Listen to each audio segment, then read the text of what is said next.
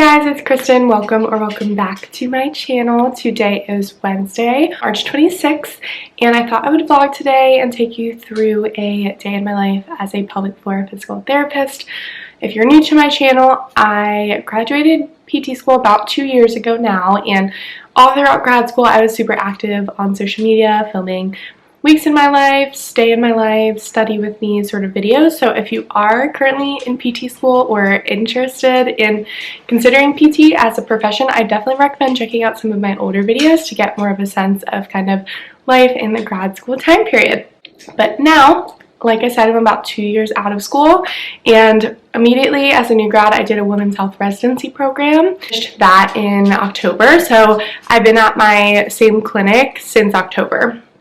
Throughout the residency, you kind of rotate to different sites every couple months, but now I've been at a consistent site since October, which has been so nice. I loved my time in residency because it was nice to see different clinics, because they all see a little bit of different populations as it pertains to pelvic health and also lymphedema. I also am a certified lymphedema therapist. However, since I've been at the same site since October, it's been a lot more consistency and routine, day-to-day caseload, and also the patient populations that I'm seeing. And I absolutely love my caseload right now. It's a lot of pregnancy, postpartum. I do see all genders, so I also see male pelvic health conditions, typically post-prostatectomy rehab. I also do have a handful of male pelvic pain patients, male urinary frequency urgency patients as well as a handful of gender affirming care patients. We do get referrals post-op surgeries for gender affirming care. So I'm really liking my caseload at the minute, so I thought it'd be fun to take you through a day, and I think it's going to be more of a voiceover style as the vlog goes on. And also, if you watched my videos before, new location is unlocked. Austin, my fiance, Austin, he's in that picture right there. You can't even see because of the sun, but Austin and I bought a house. I mentioned in my last video, but we hadn't moved in yet.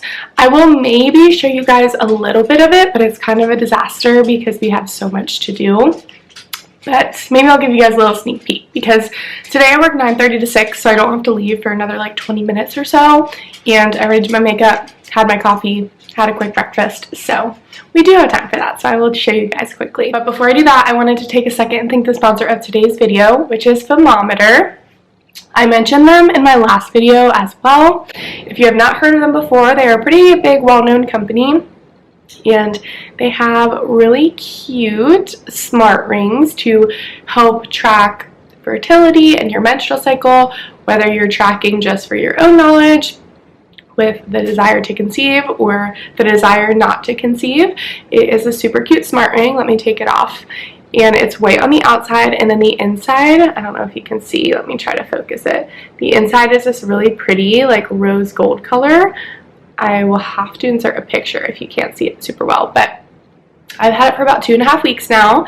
I've been wearing it every single day. You can wear it on any finger you want. I wear it on my ring finger, I guess, on my non-engaged side. If you didn't know, I'm getting married in July, so that's been a busy part of my life as well with wedding planning.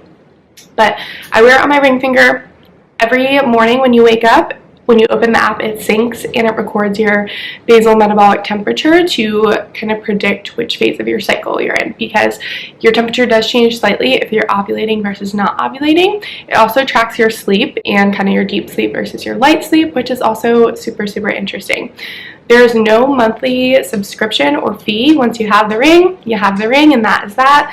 And I believe I do have a discount code on the screen here if you guys are interested, but I'm really happy with the ring so far. The app is super cute, super user-friendly. Thank you so much for Femometer for sponsoring today's video, and let's get on with the rest of the vlog. Okay, I'm not going to show you the whole house because, like I said, it's kind of a mess, but when you come in, the kitchen is kind of right by the side door, and again, it's a mess, so I'm not really going to show you much of that right now. But then you come in the living room, there's a super cute light fixture that the previous sellers left for us. Love this kitchen table. It's from Ashley Furniture. I got it on sale. Hi, Poppy. Hi, Ted. You guys are new here? Teddy. Poppy. Poppy's our little bobtail kitty. She's the best.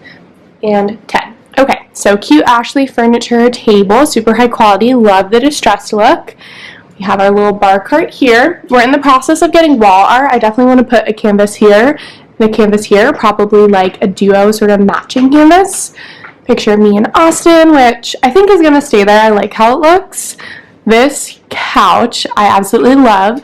It is from Bob's Discount Furniture if you have one near you. Relatively affordable, so comfortable, and the cushions are so deep. Like, so many people can fit on this couch laying down, and I absolutely love it. We have our lamp, window. This little window seat I absolutely love because you can fold it up and then close the window. So if we don't want people to see it, like if we have guests over, we can just put it away. But Poppy spends so much time here. This fireplace, we got it from Wayfair, but they do sell it a bunch of different places online. I got a bigger TV because I feel like it doesn't really fit the space. Cute little pet bed from Aldi. I saw it on TikTok and I thought it matched perfectly. Little table, both from our apartment. This watering can, it's out because I was just watering the flowers in the front. I got it from TJ Maxx over the weekend, and I think it's the cutest thing ever. And then we come over down this hallway here. We just got this wall canvas also over the weekend at TJ Maxx. I love it. This little cabinet we bought for Teddy's food. That drawer slides in and out. And then we put all of their pet stuff in here just to save space in the closets. We tried to put Poppy's food bowl up here, but I think she's scared to jump up there, so we may have to move that. Bathroom, the old sellers left this time too, but I think it's really cute, so we left it. And we're not done in here quite yet, but there is a black wall, which is cute. Those shelves we need to hang above the toilet. Cute little rug, blinds we need to install this weekend. Black and white shower curtain, hello. And I'm not going to show you the master bedroom. There's a sneak peek, but it's really messy right now. Long hallway leading to the guest bedroom and the laundry room. This is going to be an office, but again, not done at all. We want to get rid of Poppy's pink tower because we do have a white one, but she's really attached to it, so we're not going to do it yet. Her litter robot. Austin and I did paint this wall. I will have to show you the before and after. This was a nursery before, so it was like a dark green. There also was a giant hole in the center that we had to patch up. But this color is called Sea Salt by Sherwin-Williams, and it is such a pretty light blue color. Austin does work from home twice a week, so he's getting a new desk that's going to kind of like wrap around here and going to be a lighter wood to kind of accent this. This we need to find a new home for because we also want to put like a day bed in here for when we have like multiple guests stay over. I'm going to show you guys for right now. The best part of this house is definitely the yard. There's a fenced in yard for Teddy to run around, and he's so happy and he deserves it so much because if you don't know, I've had him for 6 years since I was in college, so he's been an apartment dog for the longest time, so he's so happy to be here. But I'm going to head to work now so I'm not late, and I'll take you guys through my day. So when I get in for the day, I of course head to my treatment room. Here is a little box of things I use often, such as my yoga block, foam roller, and exercise ball. In this cabinet, I keep sheets and pillowcases and towels and some cute little decorations to make my patients feel nice and safe and welcome. Oh, and I also keep Q-tips in here. Very important for hormonal testing. Here's kind of the panoramic view of the room. It is pretty tiny. If we're doing significant exercise, I will go out into the gym.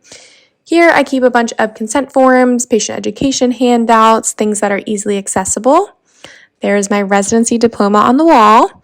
Of course, I have my pelvic models and some more sheets in here as well. I love this poster for patient education. It's really helpful to explain things like prolapse, incontinence, basic anatomy, and it's just great to have in your room if you're a pelvic therapist. And here's a 360 again. So when I get in, I try to get in about 10-15 minutes before my first patient just to chart review and prepare, get a sense of what I'm doing for the day, and then I get my pillowcase ready for my first patient. My first patient had back pain with left-sided radiating symptoms, so we did some side glides against the wall, and that really helped. So we added that to her program. She also had a pretty significant diastasis, so we did a lot of strengthening. These next couple exercises that I'm showing I used with several of my patients today.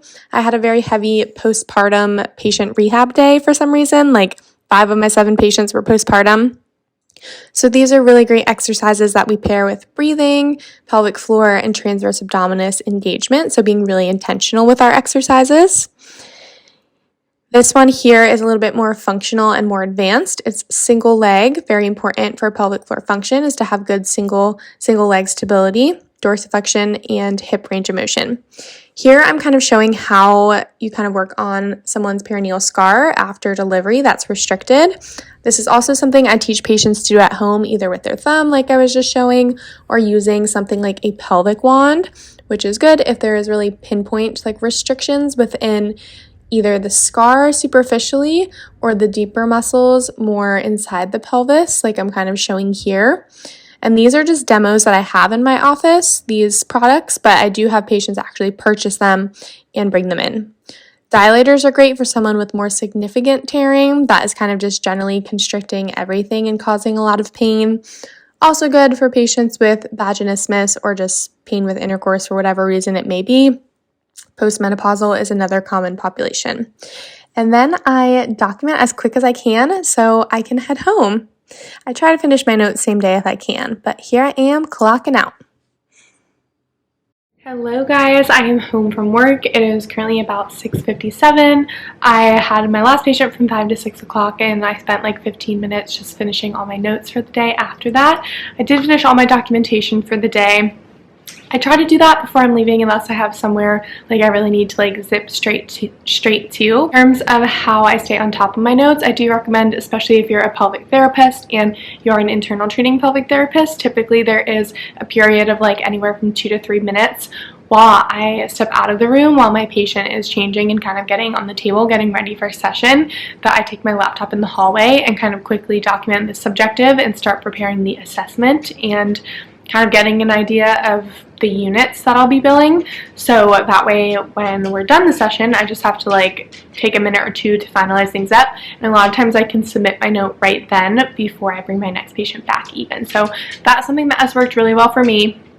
Obviously, evaluations and progress notes take longer, so those kind of sit on the back burner and I'll work on them if I have a cancel or during lunch or towards the end of the day or something. But at my clinic, we have to have notes done by end of day Friday, so there really is no deadline, like it has to be done that day. Today was a pretty busy day. I saw 7 out of the 8 patients that were scheduled to come in. One of them had to reschedule last minute Friday.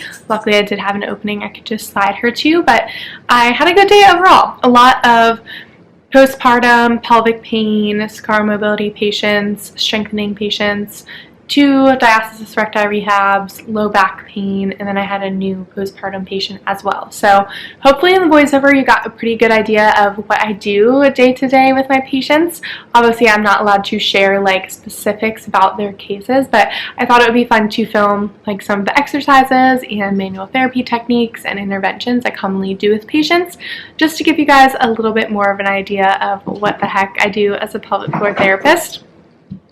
Sorry if you can hear Poppy, she's running around being cute. I think I'm going to end this vlog here just because I really wanted to give you guys a sense of like my day at work rather than like my home life. But if you are not subscribed, please make sure you subscribe down below. I'm really trying to get back onto my YouTube game, especially now that I have finished my residency and my WCS, which I don't even think I mentioned up until this point. So if you made it to the end, you know, I took my WCS exam March 10th, and we don't get the results unfortunately till June, but I'm no longer studying like 24/7, so I feel such a big weight lifted off my shoulders, even though we don't know the result yet. So please leave any video requests in the comment section down below. I'm happy to do videos about my life if you guys care, more so about pelvic health conditions, interventions for certain like impairments or patients, whether it be pregnancy, postpartum, bladder dysfunction, bowel dysfunction. I'm happy to talk more about that for you guys. Thank you so much for watching, and again, thank you to Femometer for sponsoring today's video. Be sure to check them out in the description box down below, and I'll talk to you guys in my next vlog. Bye!